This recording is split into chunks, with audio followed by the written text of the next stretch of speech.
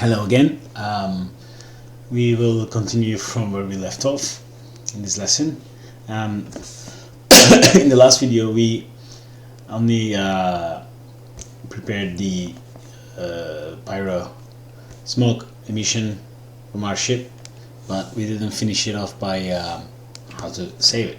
So under the DOP ship smoke column, let's drop in a DOP import fields.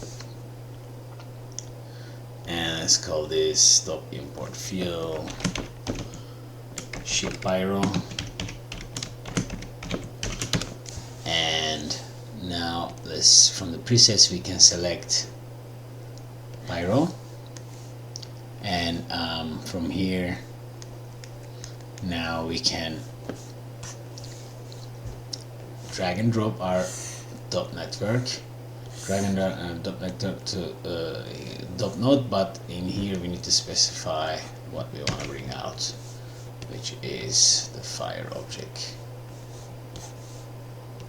slash.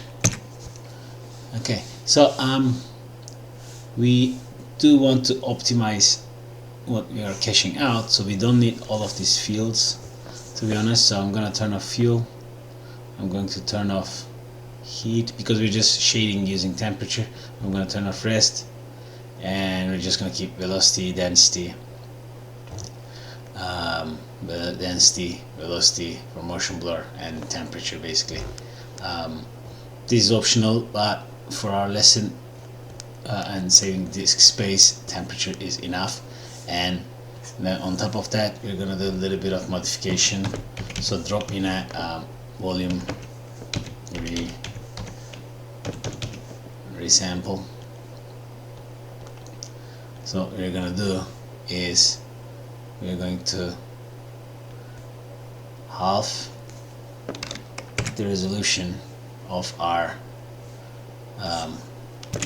vector velocity field. So let me see if I play a few frames.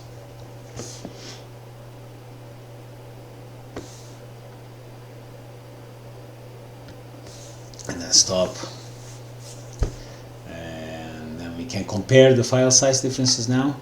So this is the raw information coming up from the .NET, 134 megabytes for this tiny box, and now it's 42 megabytes for velocity, being half the resolution. Well, yes, we are going to lose some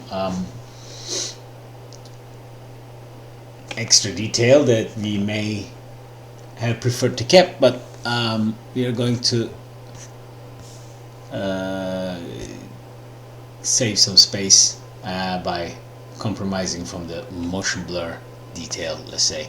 And the other thing we can now do is to compress, volume compress, left here, and then we're going to create a mask.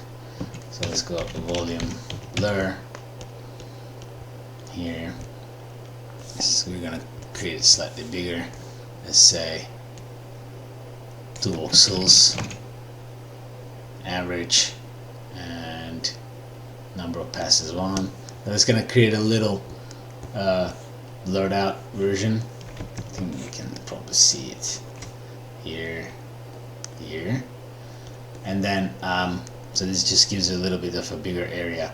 And now what we're gonna do is we're going to hook up the volume compress. So we're going to use this as a mask basically to prune the velocities where there is no density, with a little bit of a fall off. So in the volume compress, we can say I want to prune the velocity field and update compression settings, use 16 float, and use the density coming from the right side as my mask. And then let's put a minimum print limit or so, and now we shade off a little bit, but this is gonna get bigger as the volume gets bigger as well. And then the next thing we can do is that attribute delete. There's some super tiny bit of extra information that is coming from here which we are not interested at the moment. So this way we only have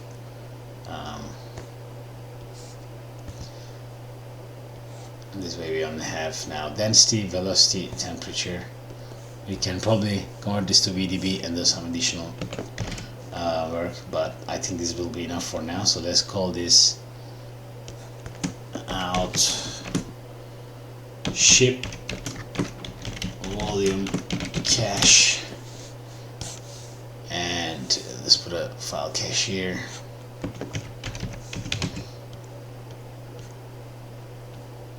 Okay, and let's call it remember at the beginning of the lesson we created a folder for caching. We create environment variables for caching, creating shortcuts by writing variables in the environment file. So this is how I can use that as well. If I got the caches, then I can possibly say because this is a big cache. Well, because I'm running my software and HIP files from an SSD, which is limited to 1 terabyte, and so I don't want to fill it up with caches. I don't need to play back these caches real time, so I usually cache my bigger files on my spin drives, normal regular old school hard disks, and this way I don't run out of space. The hard disks are cheaper obviously, so I can say Storial caches production oriented. Let's call this, let's give the same name as the null. Let's get a version number and $f4.pgo.sc, and this should create a necessary folder. Let's do a single frame, see what it will do. It should work fine, and yes, it is there. Cool. But of course we're gonna cache this really long, so when you have time, send this to your local farm, cache it out overnight. It might take a few hours depending on your configuration and your resolution settings. I used 0.2 in the promotion video I have, so I'm gonna leave it as it is. So that's good for now. We're gonna run this later, so we have the cache. Let's call this let's rename this shit cache. Okay, now back to FEM, finite elements method or solid solver. So in order for this to work, we had to prepare our geometry the way I like it to be prepared. Shelf tools are always the best way to start a rig. If you really don't know, if you really know what you're doing, you can start like the way I do as well, but pretty much I always also run into obstacles, and then in a fresh clean Houdini scene I use the shelf tools again to see if I made a mistake with any kind of connection. So create a geometry node called base crash simulation, and so now let's start with our settlement. So we're gonna create an object merge. We're gonna bring in the chimney that we define as to simulate. Let's lock this. Let's go to the settlement, and we, yeah, this guy.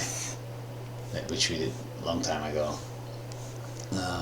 Now in here, if I set this to automatic, okay, so we have this guy, so we need to do a little bit of cleaning. I guess we can just ditch all this for now. This is not going anywhere, so we're just gonna hand select this. Okay, and I'm going to group this guy. Do I have any groups? I have a sim group. I'm going to create a group. So change the selection method to 3D connected geometry. This allows you to easily select an entire object based on connectivity. So select your object, hit tab, go group, and let's name this base tower. Base tower.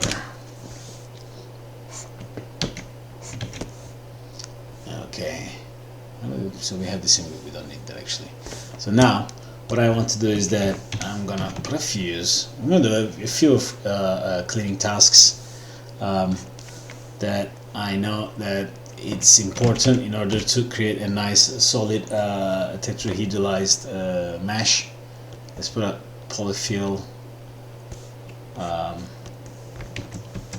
me disable the selection method, and so that's should be waterproof now. And then I'm going to put a divide and triangulate this mesh.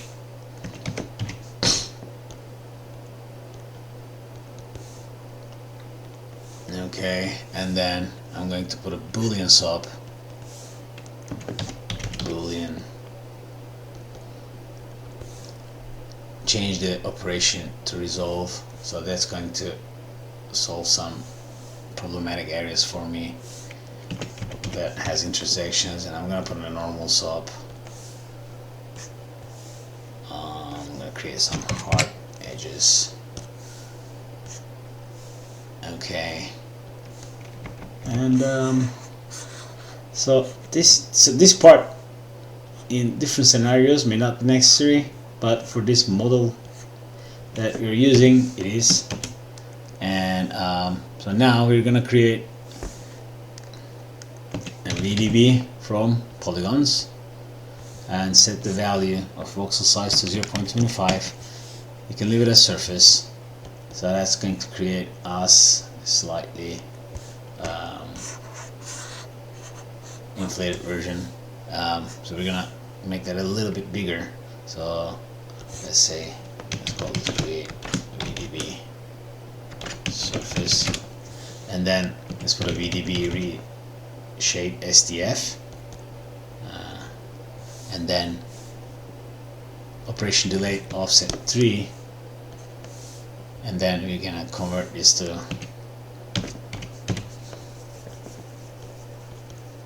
polygon, and then I'm going to remesh this. So let's put a remesh. Change the target edge length to 1, iterations to 2, and hook it up and just wait a little bit, and now we have a cage. So so that's how the solid solver works. We need to create a cage that is going to be driving our simulation. So the thing is, you want to be as close as possible to the render mesh, because initially this will be what colliding. So I'm not paying much attention to the accuracy here, and because our scenes are very dynamic, if I had a close-up slow-mo shot like that, I would probably make this much more accurate, but I don't. So now we still don't have any tats at this stage, so I need to create tetrahedralize, and by default settings basically is fine for now. So if you hook that up, you're gonna get 48,000 TETs, and well, my other scene I have 32,000 TETs, so maybe some value is different, or it's just because this is we're making this in 16.5, so maybe something's changed. Doesn't matter. So now if you want to visualize TETs, you can, if you go into wireframe mode, you can see that they're here, but they're hidden primitives, so that you cannot actually see if you visualize it during the if your smooth shaded or flat wire shaded selection is on. But what you can do is that if you put a clip swap, then you will see that we have a full object, which is pretty cool. You can use this tetrahedralization in any kind of disintegration effect if you want to keep your object full or whatever.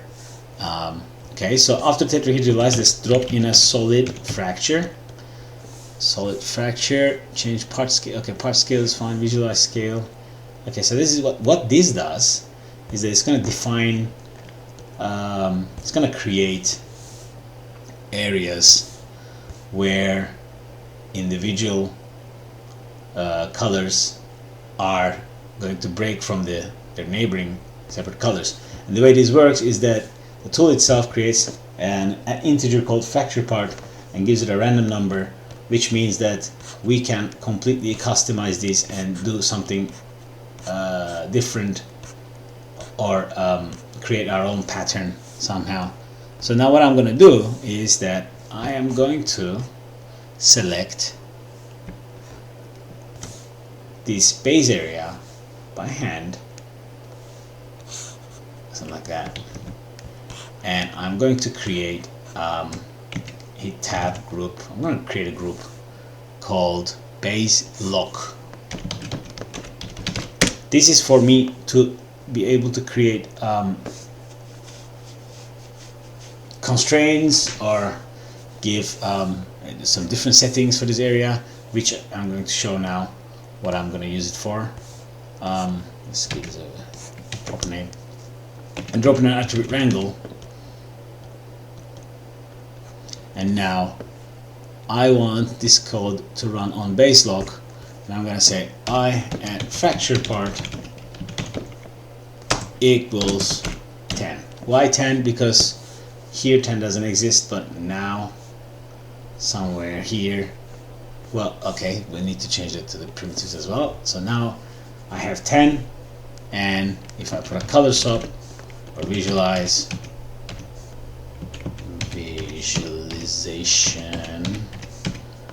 visualize fracture part, not P, attribute as is, random from attribute, primitive attribute, fracture part, and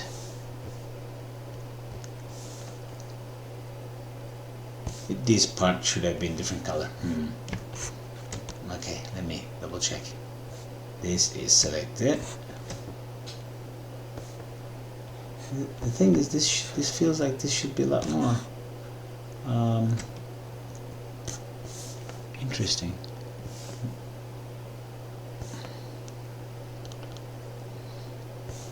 Base lock primitives, I at fracture part 10.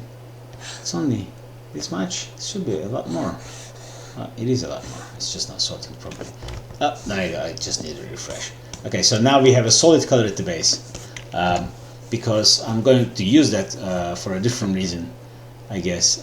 So what we can do is that, because this color that is coming from solid fracture is no more valid, that it doesn't represent, the information is correct, but it doesn't represent from this stage what really how the pieces are separated. So let's put a color swap and overwrite that. Random from attribute, fracture part, change class to primitives, and this is now a better representation. And attribute wrangle, I'm not sure if this part is necessary, but because it's a simulation and I'm gonna say at v equals 0, this object doesn't move, but it still has some velocity. And now let's give this a name. Out chimney sim object. And from this normal that we created here, let's drag a null and call out embedded object. Basically, Houdini will simulate this, but it's gonna cut this geometry based on how this is moving, and then obviously we're gonna render this. So this is our base. Now let's do the same treatment to our ship.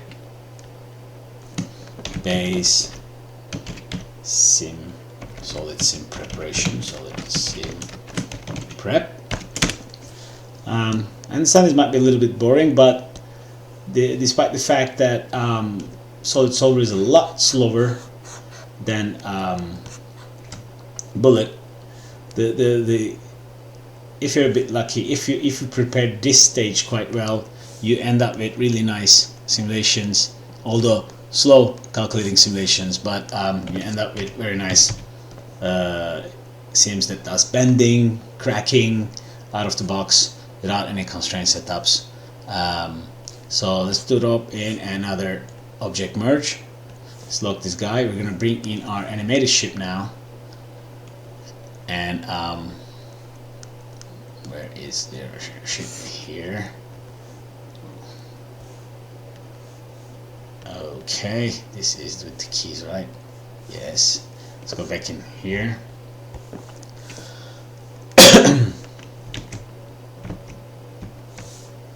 So I just want to double check something, because this needs to be, I think, no, we don't want the animated one. We want the animated one, but we're gonna apply the animation later. We want the one at the origin. So animated ship, why is it? Well, we have the keys. Now I think if you just change it to none, it should go to, yeah, that should do.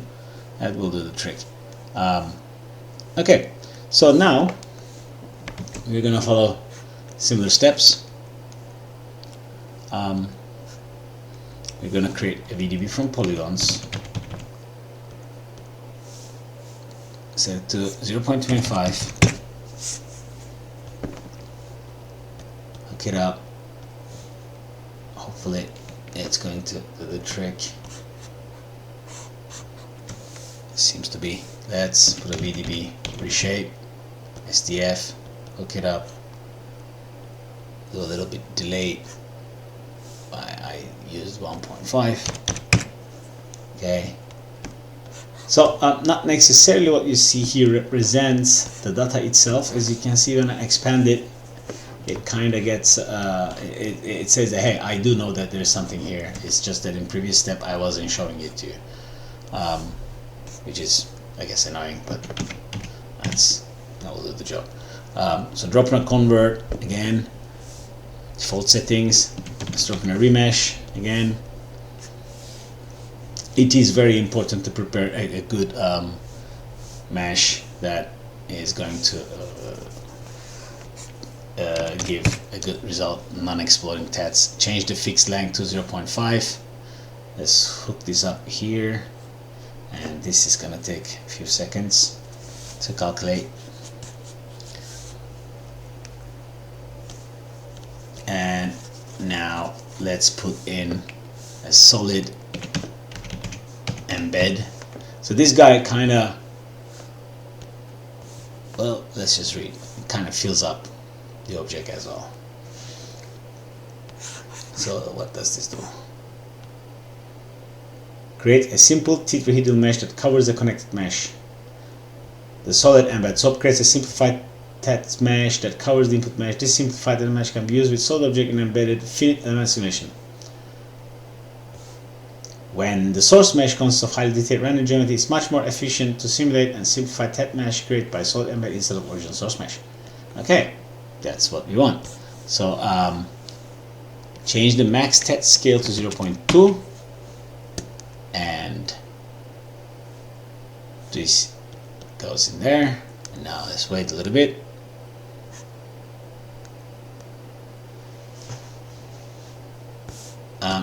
One second, I think I skipped a step.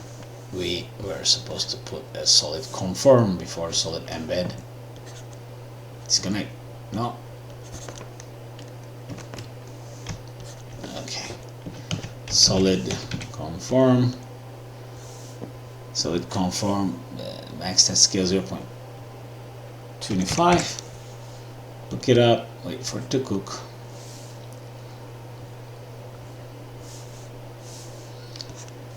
Waiting for it to cook.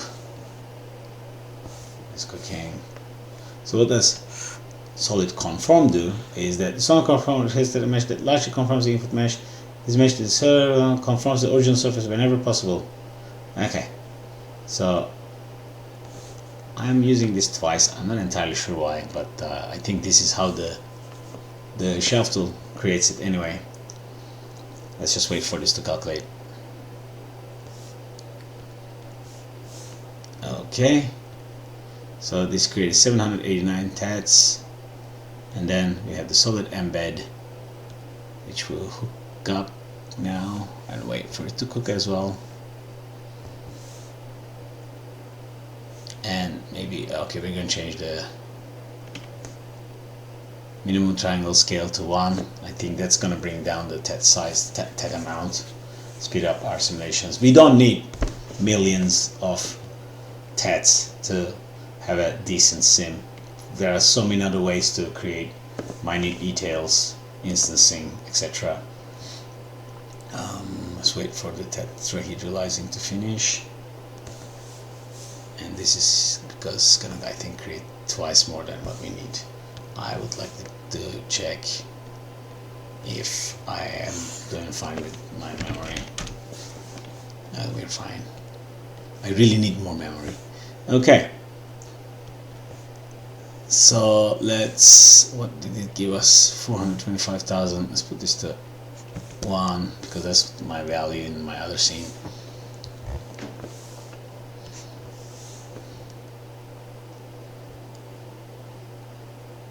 Waiting for it to cook again.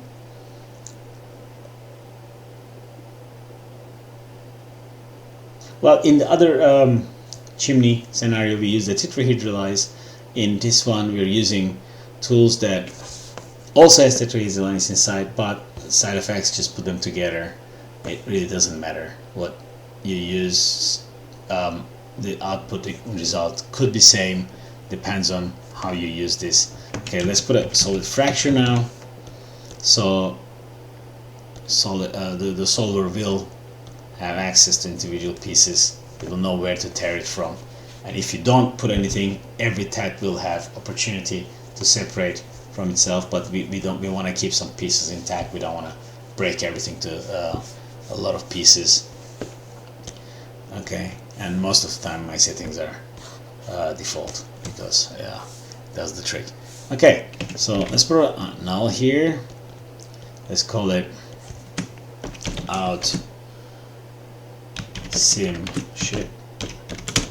Okay, and now what I want to do is that I want to bring in my animation. So because we used a transform object and our keys baked on, we can just paste it now here, and now we have an animated tetrahedralized object, which is going to be our driver for our simulation object. Let's drop in a trail sub so we have proper velocities calculated for each point. and let's now group this brand new object before putting in and call it shape tests shape, and I will show you why this is very important before the next step. And so now the other thing we're gonna do is that we're gonna put null again here, and this guy we're gonna call it out target, out target, and we're gonna do another. Now we're gonna put the time shift, and we're going to freeze this at frame 1141, and I will show now why. Because 1141 is a few frames before we crash into this guy.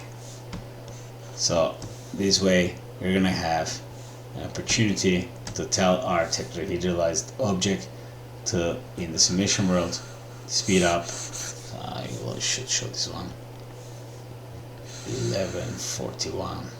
So we're gonna say start from here, in which based on this angle it's gonna start like that, and it will start speeding up, and then it will break anyway, so we don't need to simulate all this huge empty space here. Okay, and then let's, because this is my pre-roll, I want to remove my velocities for now. I'm not sure if we can probably keep that as well, but let's set it to 0 now, and let's drop in a null, call it out sim. Okay, so we have our two objects ready. We are ready to create our .NET. Let's create a .NET. Let's call it a tower and ship solid sim dop. Well, let's put the dop at the beginning.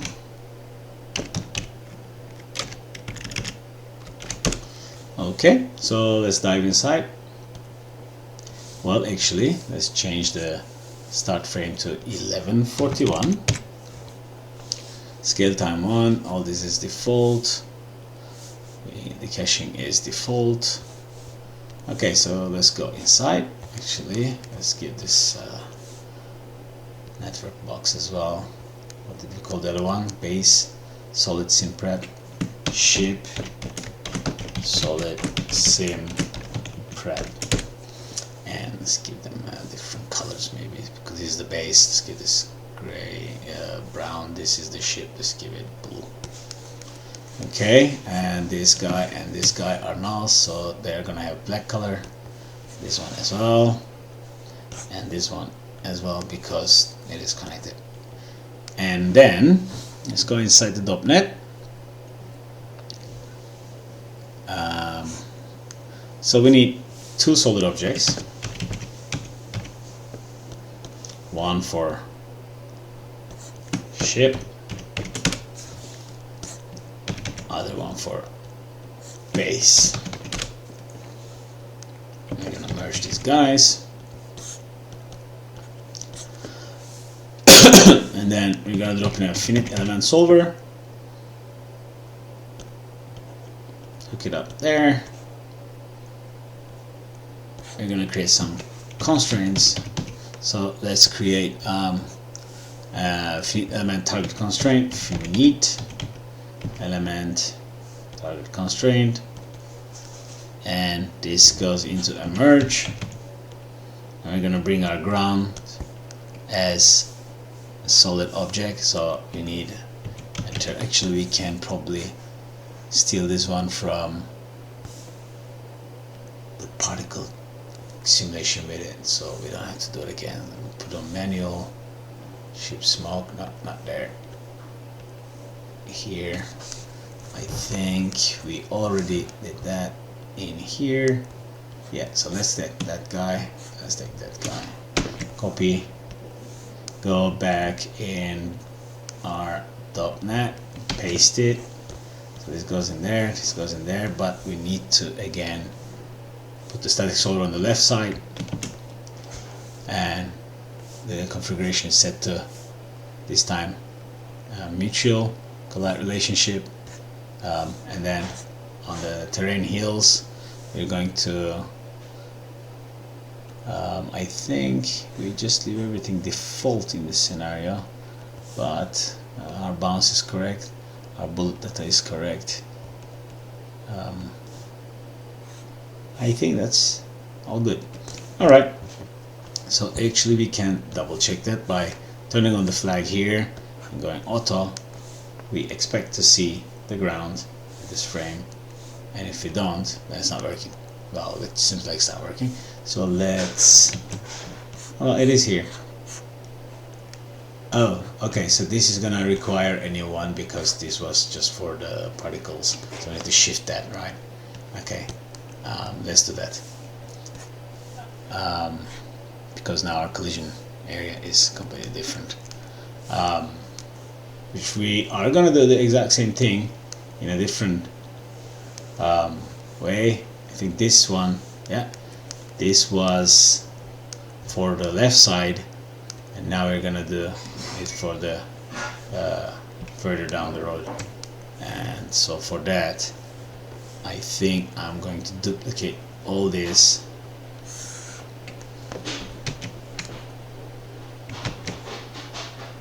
and offset my box to 134.741, 138.22, 193.524, 48.9662, 30.8898, 141.034, and this now should move my box to where I am interested. Okay, and let me stash this guy, set on auto, new stash. It's gonna calculate this, and it's gonna give us a new collision object, and then we're gonna update our, yeah, okay, so that's about right. Okay,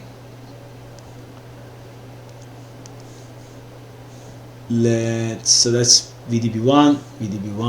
If you rename our object in this .NET, everything should be correct.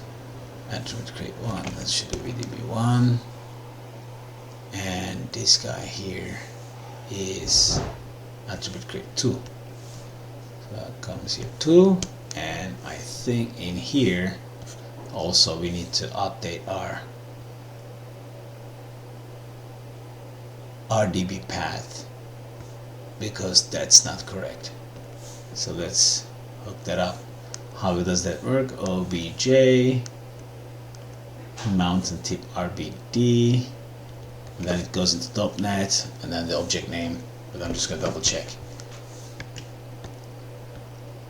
And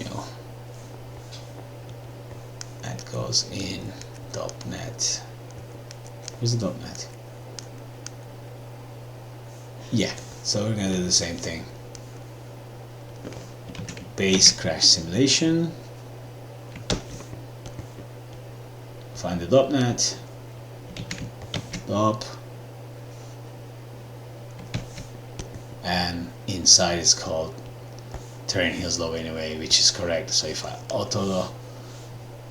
put it back on auto,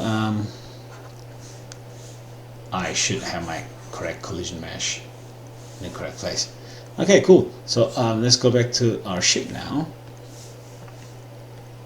and define its parameters.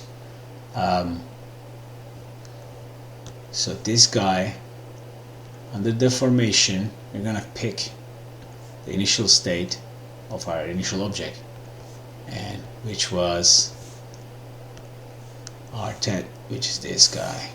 This guy comes in here, and then we're going to turn on rest. No, sorry, not rest. We're going to turn on target deformation. And then we're going to drop our target deformation, and then we're going to key some stuff. So this is from my other scene, so we're gonna key. Let me put this always on top.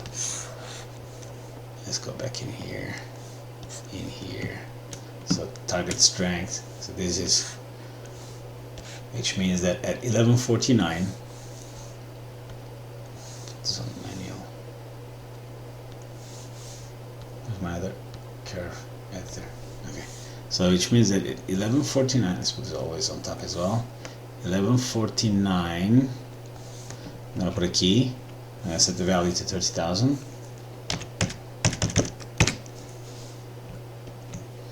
Okay, and then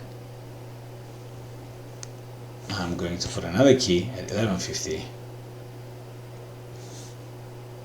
0, which means until this frame I have a very strong target influence, and then one frame it's kind of off. This is probably I just let go to hit, so the simulation kind of takes over from the animation, and we're gonna have this embedded geometry plugged into out high res, which we should define here as well.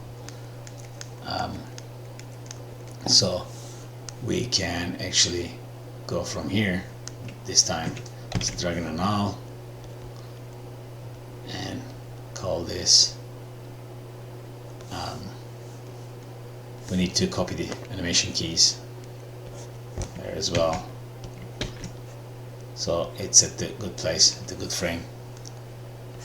And then we drop in a time shift again,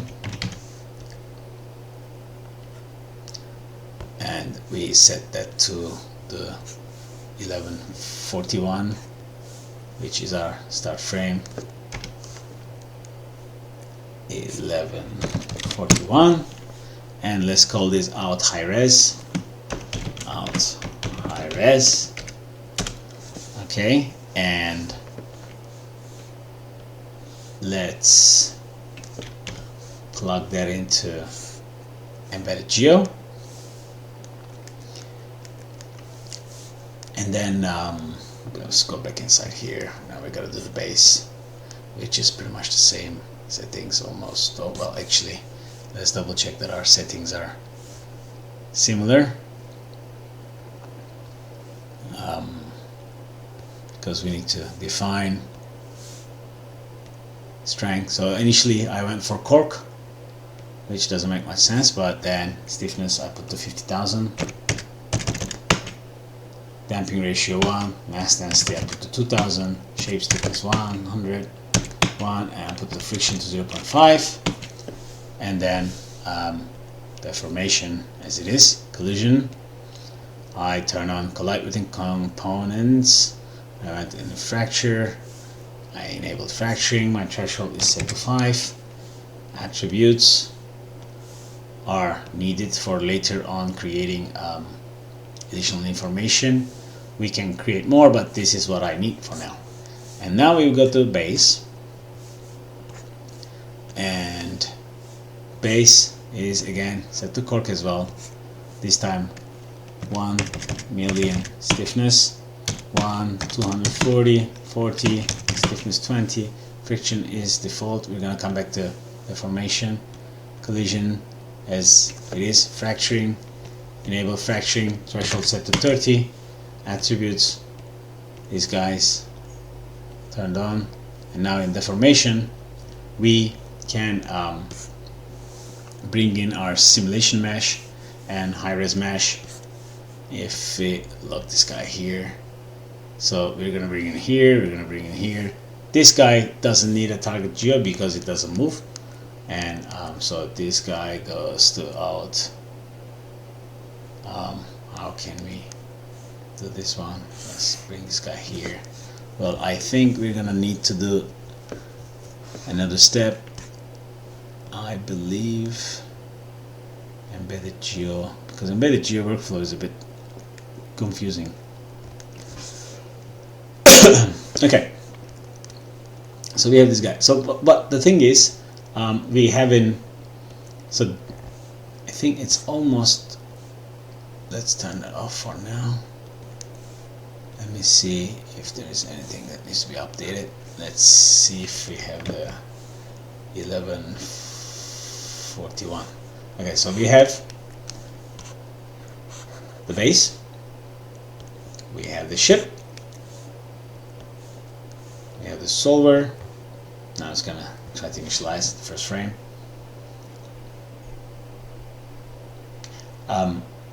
Because we have the high-res geometry plugged in already for the embedded section, usually the first frame initialization takes a while. So what I do is that, actually we have to wait now. What I do is that I completely remove that string while I'm setting up my simulation, and I do some play blasts without using the embedded geo, and this way it goes a lot faster, and only then when I'm happy I enable my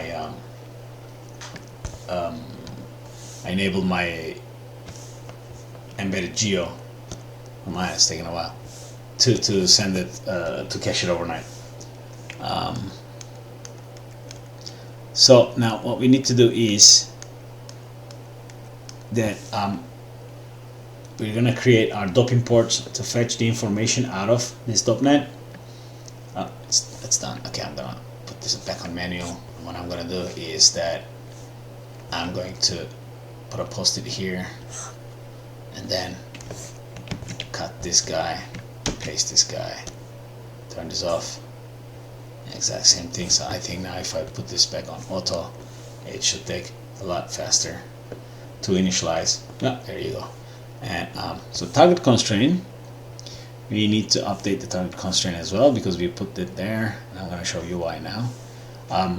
So I want to constrain so the whole thing doesn't fly away when this thing hits. So basically it means we need to tell that this part is in the ground. Simulation needs to know somehow this is pinned, and this is what we're going to create. So switch to hard constraints, and wait, okay, let's put this on manual so it's a bit faster. So remember we create a group called base lock, and I want to constrain base. So this way it should automatically create constraints here based on point group. If we increase the radius, you can see, so nothing there will move, and that's what I want, because otherwise this whole thing will start moving around. So we created pin constraints without hand selection. This is kind of like the proper way to do it. Okay, so I don't need to see the guides. We need to put on a gravity force, and then now let's set up how to bring this information out from this .NET. Again, we're going to create, after our embedded objects, basically we're going to create a DOP import. DOP import, this goes here. It doesn't really need to go there, but I put it there so we can see the where is it coming from. And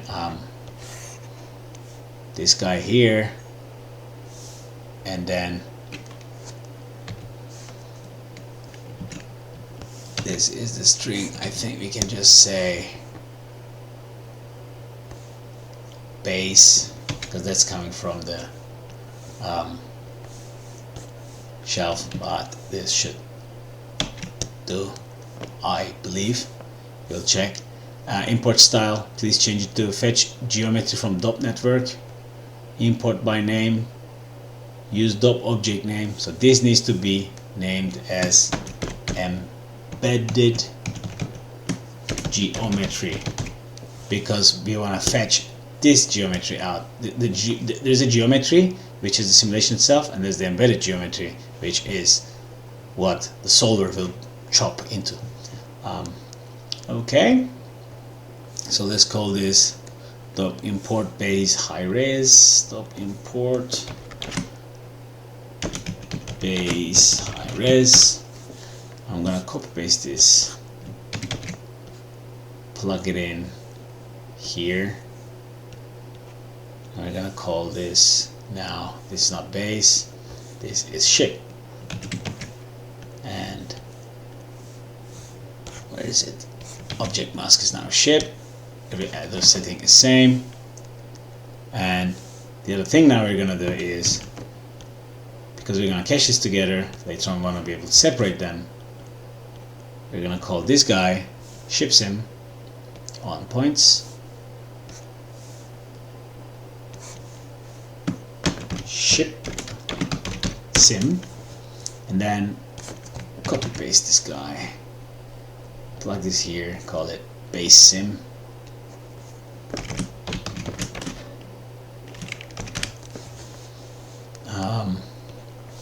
So let's merge these. Bring that, maybe let's put this .NET here, because that's kind of, these are the output, so it's before them. Okay, and let's put a null. Let's say out solid sim. Let's put a file cache. Let's call it solid sim cache, and let's get that other path. Actually, let's just copy this guy here.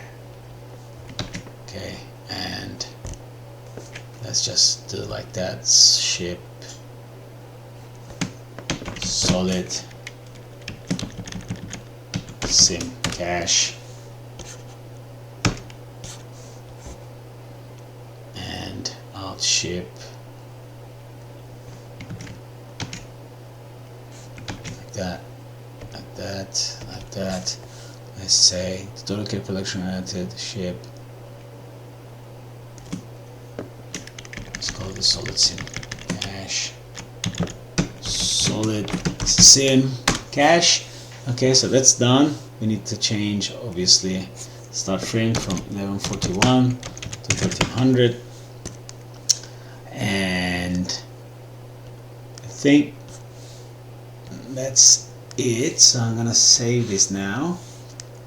These will not return any inputs at the moment because we haven't set the imports to bring anything low res geo. So what we can do, and we didn't put the embedded parts anyway, so let's put this on auto. Okay, and have we skipped anything? I don't think so.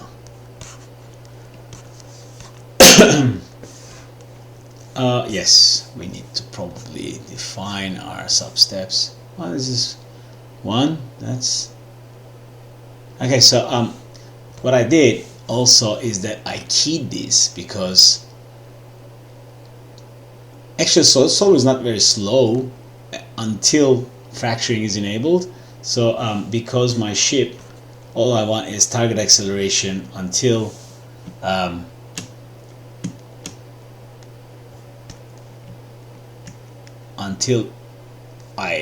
the ship hits the ship hits the chimney. So we're gonna animate these settings. Basically, let's say 1141. Oh no, okay, let's do that on manual.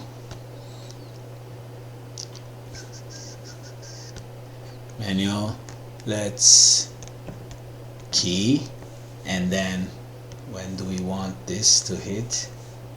Let's look from here, this guy and this guy. Let's remove that. selection, and let's put on auto, and we want to turn it on at 11:49, I think. 11:49. So let's put a keys on 11:48, and then 11:49. Enable collisions, enable fracturing, key these as well.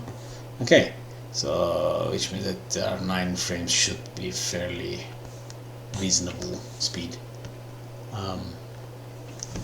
Let's see if this is gonna explode. Auto. If I don't remember wrong, I think this was a bit more than an hour simulation. Let's press play and see what's gonna happen.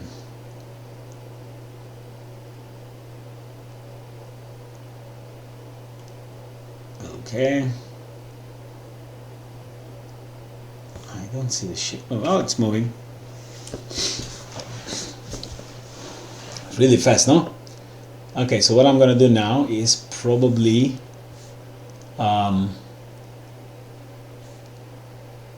do a flip book and come back here once this has progressed enough to see that it is indeed working. Okay, let's stop the recording. Actually, let me just go like that, as we always do. 11:41 to 1300. Maybe let's get a little bit more dramatic angle.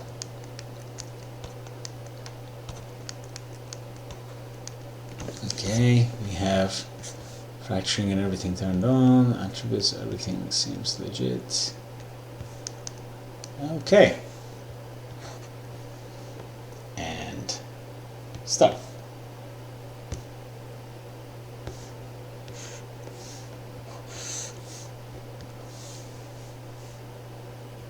Okay, so I did a few frames of the Playbust, and I also changed my activation frame to 11:52, and as we can see, everything is getting broken, so we probably could go a bit stronger, but I'm not going to change the settings now. And then as you can see, everything is breaking, but then in the last frame I noticed there's one tetrahedral going crazy, and we'll probably solve that by increasing substeps incrementally. So now this part is working. So what we're gonna do now is that we need to make sure that the embedded geometry part is also working. So in order to see that, what we need is to visualize this guy here, but then we need to activate our embedded parts. So I'm going to go manual here, take this guy, put this guy back in here, and then do the same for the base. This is my base. Oh, where did it go? Yeah, okay, need to lock it. Yeah, go back. No, go forward. Lock this guy. Go back. I'll embed it into embedded. I think that should do the trick. So if we visualize this, go auto. Now it's gonna take probably a minute or so for the first frame. And then here we should see the high-res version of this, and here we should see the high-res version of our ship. And then we do a 1-2 frame. If everything is moving, we cache it out. And then an hour or two later, well, don't forget to put the substeps to at least 2, but based on if you moved things a little bit, if you didn't exactly create similar settings, you maybe 1 substep will be fine for you. I think 2 will be fine in this scenario, but we'll see soon enough, I say. So let's just wait for the first frame to show up.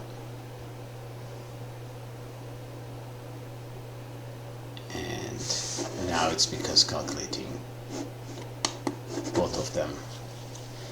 Yeah, the other problem I find out is that this could be hugely accelerated if we could do this like a post effect, like because it's not a simulation, maybe this could have been done in a individual frames on the farm, if there was a farm, if you have a farm, if you have an access to a farm, and I think that would be really cool.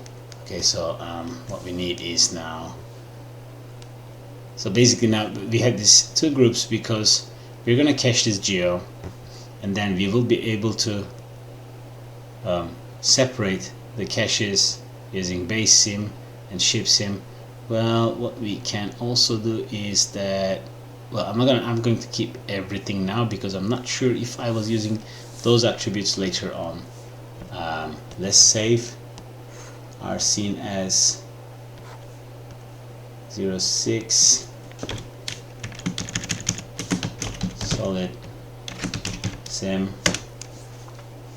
and then we're gonna have solid sim pyro once we have a good cache.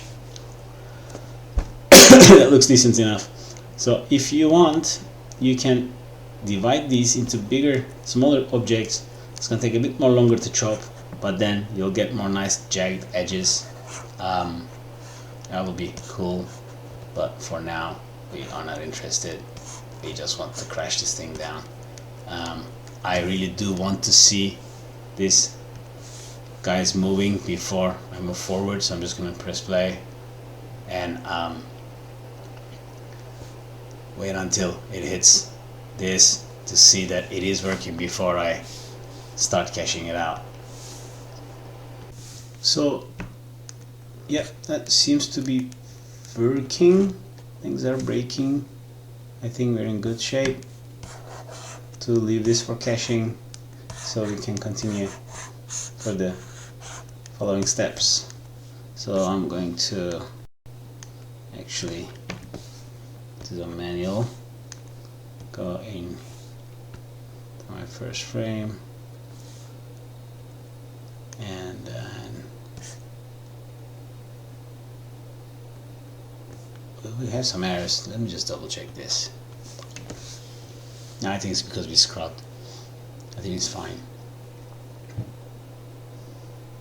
Let's just wait anyway to see. So one thing to consider is that Solid Solver is really not very multi-thread friendly, and this has its ups and downs, which means that if you have enough RAM, you can run for 5 of these simulations at the same time, and you will literally not extend simulation time, let's say, apart from the input-output overhead, because you can do like test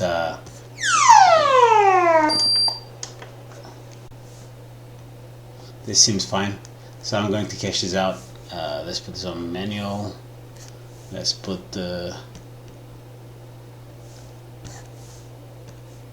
sub-steps to at least 2, maybe 4 even. I'm not sure. Actually, I'm gonna go 4. It's gonna be a long cache. Slow, but cool. And then I'm just gonna save our scene, clean some cache, free some memory, and then cache it out. We can also turn off cache simulation. I'm not using any solvers, and which is the cache manager here. Let's click this guy. It should free some memory. Here is a detailed breakdown of what is using what.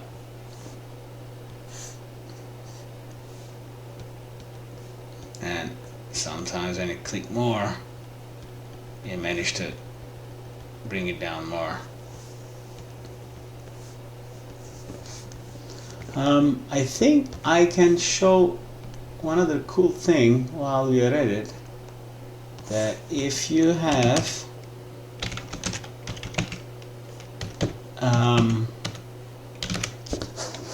to maximize the memory usage, we should be able to, I'm not sure if I have the hedge batch working anywhere. I guess my memory was not set appropriately, but H batch, no, it should be H batch.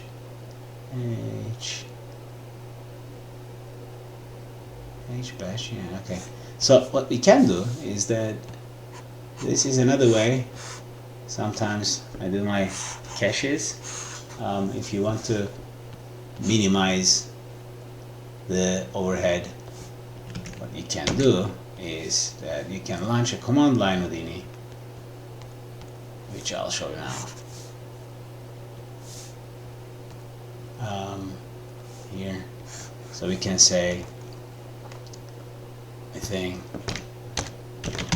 batch path to the file. It should work.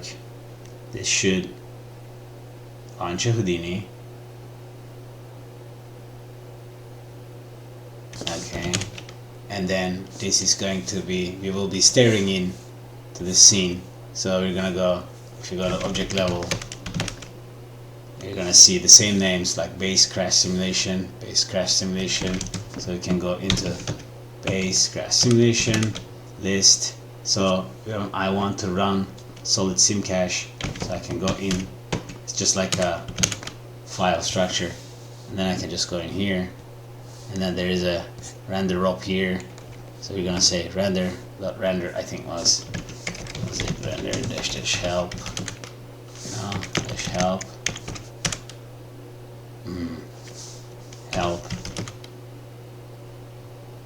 What was render? Okay, this, let me see. There should be a render node here. I think it was render dash we should give verbose. Was it some information dash a alfred its percentage, and then render, because basically we're saying render means run, render is this node. I think it was like this. Let's try rendering render. Okay, I think it was like this, which we can check the folder. Was going in where? Replica caches, tutorial caches, production oriented, solid sim cache, version 1. Just start spitting out files here, if I am not mistaken, after the first frame. But this should be correct, yeah, and this should give, it doesn't get any optimized than this. Basically, this is our task here. Let's just wait for it to, because the dash A and V3 should give us some feedback. See some stuff happening. So what I'm gonna do now is just wait until we see some progress, and then we can leave it alone.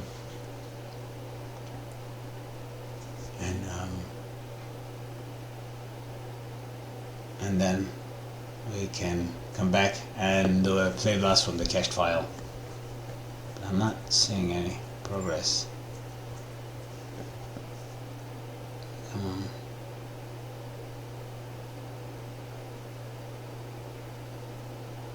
Okay, I'm going to pause the video and then come back to it as soon as I figure this out.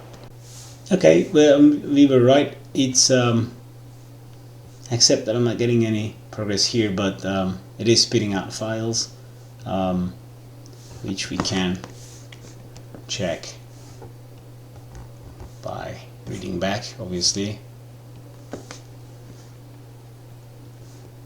So it did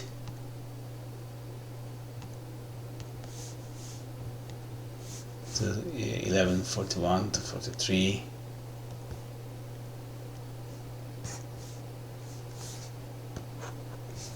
11:41. Reading back.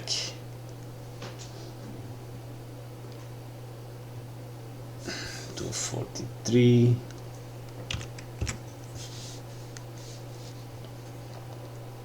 And this is all working. So I'm going to close this, which I saved, so I don't need to save again. And I'm just gonna let it run. And my memory will drop to quite low, but my CPU usage is quite upsetting. So right now we are using 12% of my memory, so that's 4 or 5 gig, which is pretty cool. Alright, once this is done, I'll get back to you. Okay, so the simulation is finished with, I think we left at 4 sub-steps. I opened the scene again to make a play blast, and let me remind myself, yes, it was 4 sub-steps. So here are my files. So how long did it take? We started the simulation at around midnight yesterday. Where's the rest of the info? Not yesterday.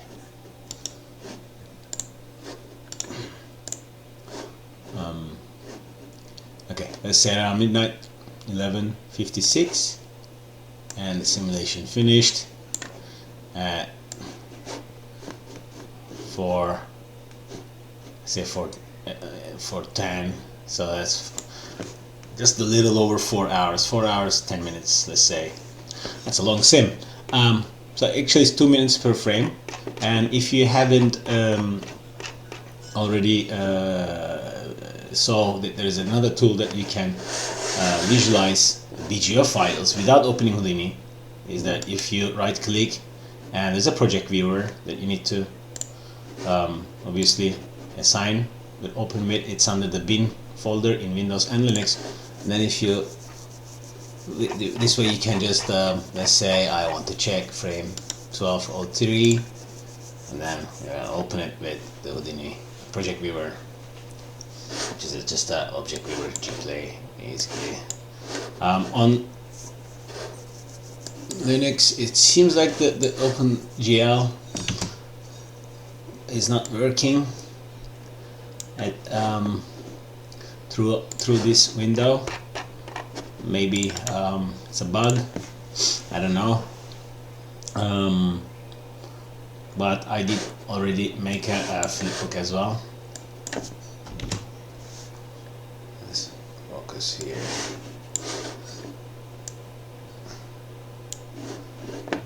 Okay, so I already opened my scene and I dropped an OpenGL loop and just put a path.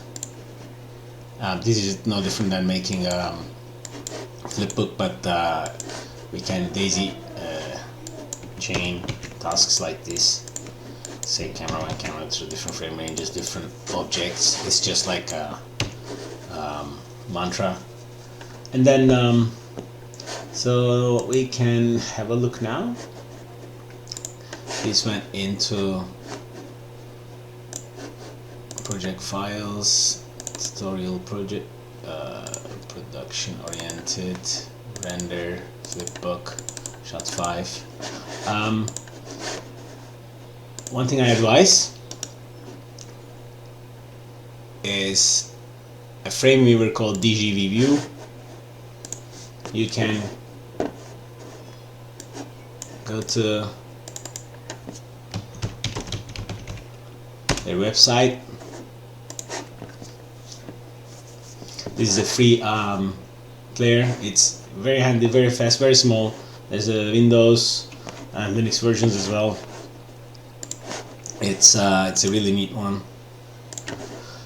And let's play our Play Blast and conclude our Solid Solver introduction to Solid Solver Why is it not opening? Come on. Something is broken. Alright, let's play it through and play.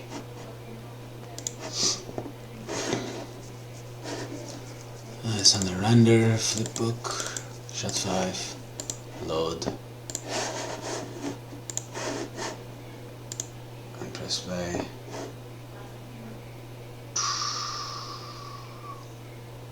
And then the spaceship crashes into the ground. Cool, it's a big metal hunk. Well, we need. It's just it moves all together like a round ball. Well, I guess we can play with the settings, make this more stick spread, or leave as it is. It's gonna spread now. It's pretty cool. Okay, thank you for watching. Next lesson we will start creating the pyro simulation part for this cache.